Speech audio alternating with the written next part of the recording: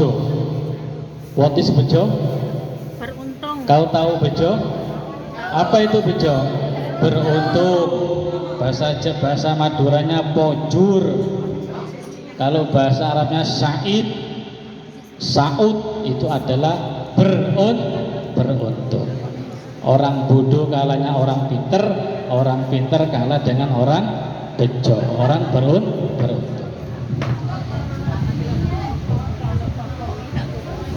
Lala ini caranya aku mulai masuk angin, Bu.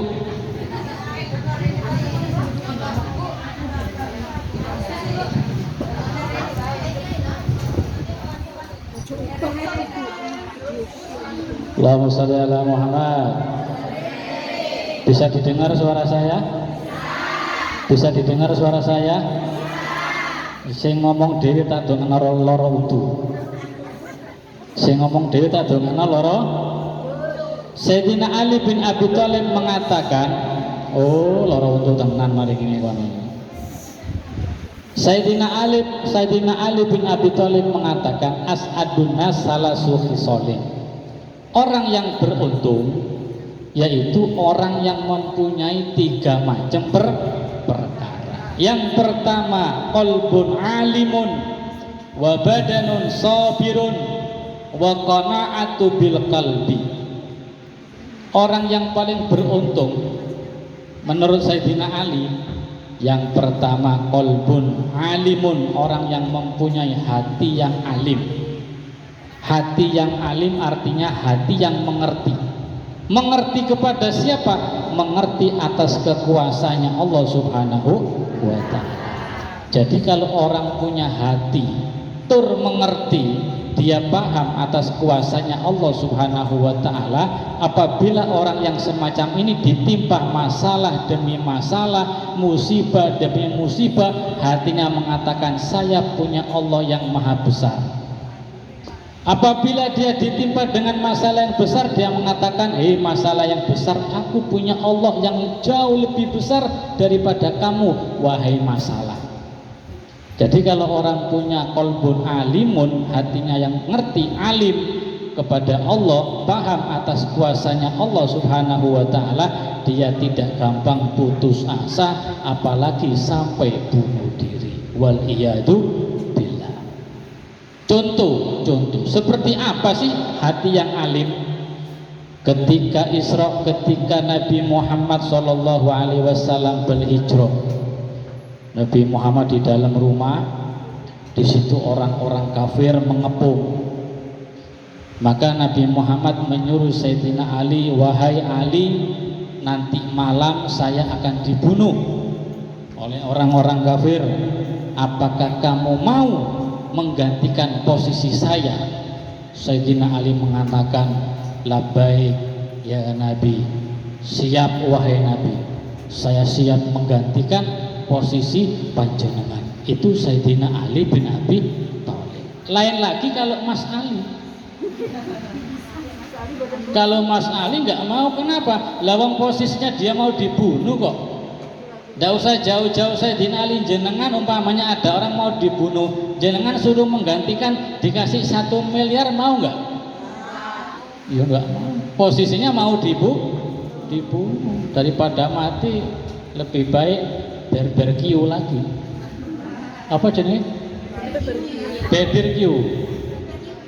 Barbecue apa barbecue?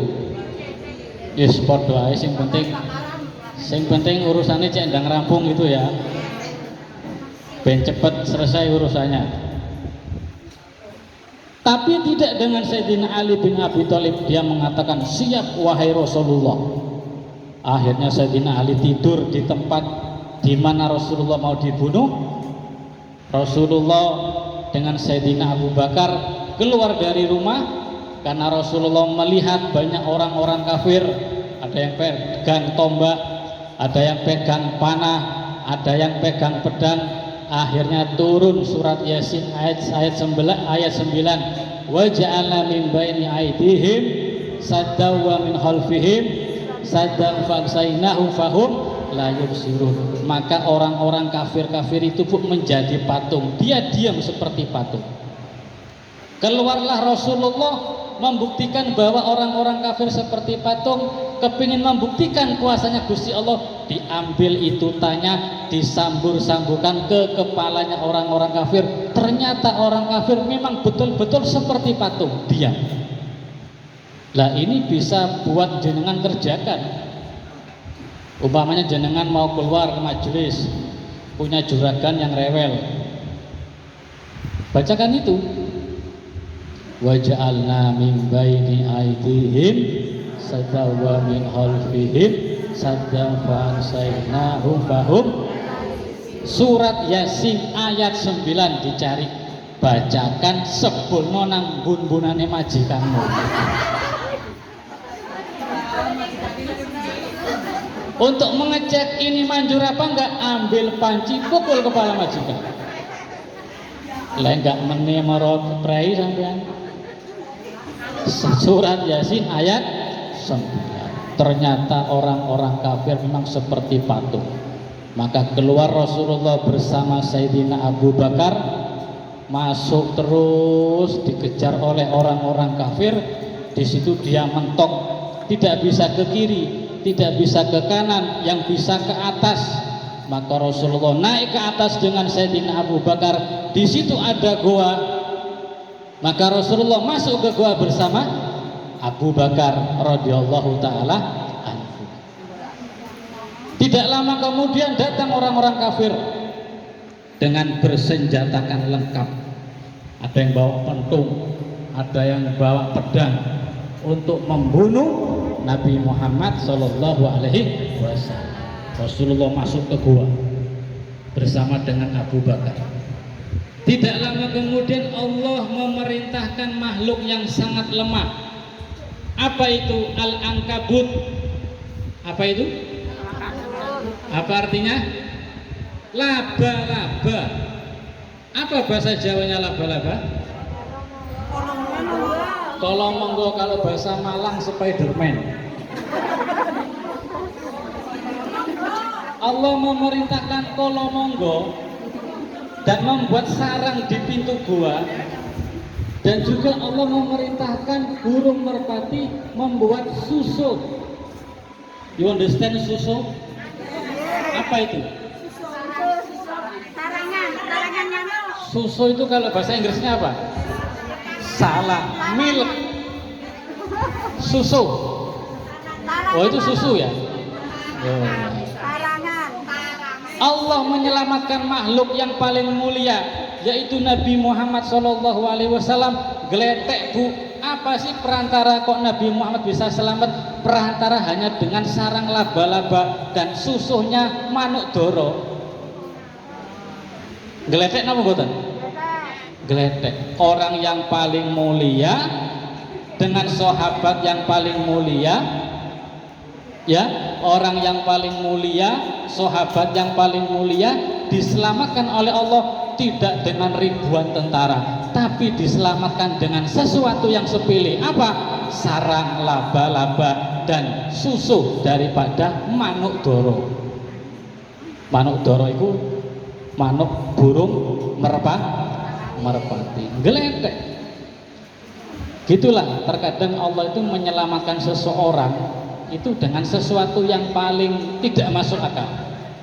Nabi Muhammad, orang yang mulia, bersama orang yang mulia Abu Bakar, diserbu dengan ratusan orang kafir dengan senjata yang paling lengkap, tapi Nabi Muhammad bisa selamat bukan gara-gara malaikat yang ribuan, tapi selamat dengan sesuatu yang sepele, sarang laba-laba dan susu daripada burung merpati. Memang di Al-Quran itu ada surat namanya surat Al-Ankabut yang artinya laba-laba. Di situ disebutkan ibarat orang yang bersandar selain kepada Allah Subhanahu wa taala itu diibaratkan seperti sarang laba-laba.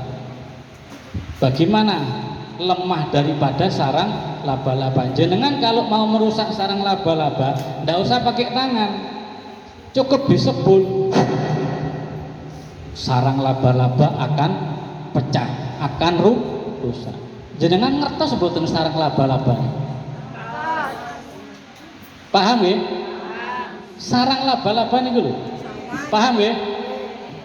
Begitu rapuh dan lemahnya sarang laba-laba, begitu pula itu gambarane lek ana wong nyenden tidak kepada Allah Subhanahu wa taala. Nyenden kepada manusia, bersandar kepada harta, bersandar kepada jabatannya, bersandar dengan pasangannya, itulah seperti sarang-sarang laba-laba, rapuh punah. Dan Allah menyelamatkan daripada Nabi Muhammad dengan seekor susuh. Susuh. Apa bahasa Indonesia susuh itu? Sarang. Sarang burung ya. Kalau laba-laba juga susuh juga. Sarang laba-laba, sarang burung. Wis jenengan paham gak paham nggih mawon mboten napa-napa. Cek urusane ndang mari gitu. Allah menyelamatkan sarang laba-laba, Allah juga menyelamatkan Nabi Muhammad melalui susuh sarang dari burung merpati. Memang burung merpati ini Bu sejarahnya sangat panjang. Ketika Nabi Nuh alaihi salam naik kapal dan kesulitan mendapatkan pelabuhan, karena di zaman Nabi Nuh nggak ada star ferry, jadi sulit mendapatkan pelabuhan. Nabi Nuh menyuruh burung dara, manuk doro, sampean pergi cari pulau. Kapal ini sudah bertahun-tahun nggak berlabuh, ini mau berlabuh. Maka ditemukanlah melalui perantara manuk merpati, ditemukanlah yang namanya Jabal Jud atau Bukit Judi di sana, di Arab sana. Di mana kapal pelabuhan Nabi Nuh? Di daerah Irak dan Iran, namanya Jabal Jud atau Bukit Judi. Nabi Nuh menyuruh, yaitu dengan seekor burung yang bernama merpati. Juga Nabi Muhammad SAW diselamatkan oleh seekor burung yang bernama burung merpati. Jadi burung merpati ini adalah kendaraan SMS-nya para nabi. Maka lambang pos Indonesia gambarnya burung merpati, bukan manuk emprit. Gambarnya merpati karena burung merpati adalah suruhan daripada golongane para nabi dan para Rasulullah sallallahu alaihi Muhammad. Maka ketika Rasulullah masuk ke dalam gua, Allah menyuruh laba-laba membuat sarang dan Allah memerintahkan burung merpati membuat susu di pintu gua. Maka orang-orang kafir masuk, dia akan masuk ke gua, sempat ragu yang ada di dalam hati orang-orang kafir. Dia berpikir kalau memang Muhammad masuk ke dalam gua ini pasti nggak ada sarang laba-laba, nggak ada susu daripada burung merpati. Buktinya ini ada susu merpati, ada sarang laba-laba. Berarti mustahil Muhammad masuk ke sini. Di dalam didengar sama Sayyidina Abu Bakar, waduh orang kafir sudah mendekat dengan membawa senjata lengkap. Sayyidina Abu Bakar sempat gemeter, Bu. Sempat gemeter, langsung pundaknya disentuh oleh Gusti Kanjeng Nabi, dicablek. Ya Abu Bakar, la tahzan, innallaha ma'ana. Wahai Abu Bakar, jangan gelisah, jangan bingung, innallaha ma'ana, sesungguhnya Allah bersama dengan kita. Allahumma sholli ala Muhammad. Hei Abu Bakar, jangan takut, jangan bingung, sesungguhnya Allah bersama dengan kita. Itu contoh orang yang mempunyai qalbun alimun, hati yang mengerti terhadap kekuasaan Allah Subhanahu wa ta'ala. Maka kalau orang-orang cepat depresi, orang-orang putus asa, naudzubillah, sampai ada yang sempat bunuh diri karena di dalam hatinya nggak tahu dia tuh punya Allah yang maha kuasa, dia nggak paham. Dia tuh punya Allah yang maha berkuasa dan menghendaki, dia tidak paham. Orang-orang yang selamat, orang-orang yang paham terhadap kekuasaan Allah Subhanahu wa ta'ala, yaitu orang-orang yang mempunyai qalbun alimun, hati yang mengerti, hati yang alim terhadap Allah Subhanahu wa ta'ala. Lanjut? Lanjut enggak? Lanjut? Tenang? Gak bahaya tak? Ya bahaya tapi gak sepiro. Yang kedua, wa badanun sabirun, badan yang sabar. Badan yang sabar. Sabar itu dibagi jadi dua. Kedua-duanya dimiliki oleh Allah Subhanahu wa ta'ala. Kedua-duanya dimiliki oleh Rasulullah Sallallahu alaihi wasallam. Ada sabar Yusuf, ada sabar Ayub. Sabar Yusuf itu sekitar setengah jam, sabarnya itu setengah jam. Sabar Yusuf itu setengah jam, sabar Ayub itu sekitar 8 sampai 10 tahun. Wah. Sabar Ayub cuma setengah jam, sabar Yusuf setengah jam, sabar Ayub 8 sampai 10 tahun. Kira-kira pahalanya besar yang mana, Bu? Yang 10 tahun. Iya. Kira-kira pahalanya besar yang mana? Sabar yang dimiliki Nabi Yusuf setengah jam, sabar yang dimiliki Nabi Ayub 9 sampai 10 tahun. Kira-kira pahalanya besar mana? Yusuf sapa Yusuf? Wong jenengan sama yang nama Yusuf terkadang dipanggil Pak Yusuf itu malah Yusuf. Nah, sabar Nabi Ayub ini 9 sampai 10 tahun, yaitu ketika Nabi Ayub diganjar diberikan musibah, diuji oleh Allah dengan sakit yang sangat lama, sekitar 8 sampai 10 tahun. Itu saking parahnya sakit Nabi Ayub. Ketika waktu duha, Nabi Ayub berdiri, sinar matahari itu tembus ke belakang, Bu. Berarti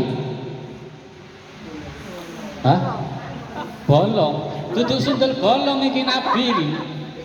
Ketika waktu duha, matahari pas banter-banternya itu, Nabi Ayub berdiri, sinar matahari itu tembus ke belakang. Berarti saking kurusnya, tinggal tulang sama kulit. Tidak ada daging, ya ada siti-siti. Ya ada, tapi tidak ada.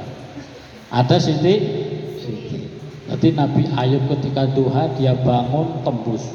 Berarti tinggal tulang sama kulit. Saking kurus. Lah itu berlanjut selama 8 sampai 10 tahun. Allah ini menyombongkan Nabi yang bernama Nabi Ayub. Hei iblis, lihat itu hamba saya Ayub seperti ini. Ibadahnya Masya Allah, jam 2 tahajud, sholat duha, puasa, baca zikir. Nih hambaku yang bernama Ayub seperti ini. Iblis marah. Kata iblis, ya mesti pangeran Ayub gelem nyembah nang sampean. Lawon Ayub iku kawulane jenengan yang paling sugih. Coba kalau Ayub itu melarat, gak bakal jenengan disembah sama Ayub gitu. Oh begitu ya iblis. Ya Ayub itu mau nyembah jenengan ya Allah karena Ayub itu kaya. Andai kata Ayub itu miskin, tidak bakal jenengan disembah sama Ayub. Ya wis terserah kamu iblis mau diapakan Ayub. Siap Tuhan. Akhirnya bagaimana? Ayub punya pertaniannya dikasih penyakit, mati semua, gagal panen. Nabi Ayub punya beberapa ribu unta, dikasih penyakit sama iblis, penyakit corona hewan, mati. Nabi Ayub punya sekitar 20 anak, 12 laki, 8 perempuan. Ketika makan malam bersama-sama dibuat gempa oleh iblis, maka anak yang 20 tadi mati semua. Walaupun dunia habis, anak-anak habis, tetap Nabi Ayub menyembah kepada Gusti Allah. membuktikan bahwa hambaku yang bernama Ayub adalah hamba spesial, ibarat martabak pakai telur. Spesial. Tidak di situ, iblis masih merasa dengki kepada Nabi Ayub. Akhirnya Nabi Ayub diberikan penyakit bukan penyakit gatal-gatal, ya penyakit bukan lepra. Itu sebetulnya cerita-cerita Israiliyat yang menjelekkan Nabi itu sendiri. Nabi Ayub sakit gatal-gatal, kan seperti itu yang kita dengar.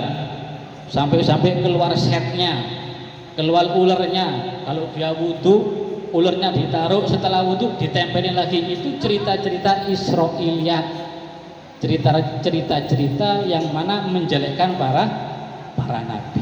Dia kasih penyakit oleh Allah. Nabi Ayub marem, punya istri 4.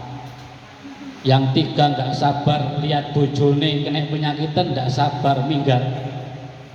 Tinggal Nabi Ayub tok bersama istri saya Solihah yang bernama Siti Rohmah.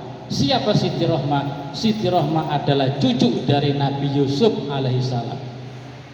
Cuantik, memang putune Nabi Yusuf. Lek putune Mbah Yusuf gak ayu. Putune Nabi Yusuf, cuantik, namanya Siti Rohmah. Allahumma sholli ala Muhammad. Singkat kata, singkat cerita, sudah sampai 8 sampai 10 tahun Nabi Ayub berdoa kepada Allah. Selama 10 tahun Nabi Ayub gak pernah berdoa minta sembuh.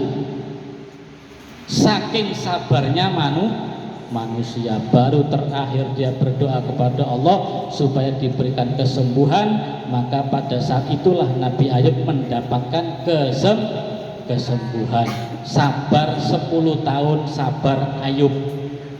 Yang kedua, sabar Yusuf setengah jam. Ketika Nabi Yusuf alaihissalam diajak untuk melakukan maksiat oleh istri daripada Pak Gubernur yang bernama Siti Solihah. Kok Siti Solihah? Siti siapa?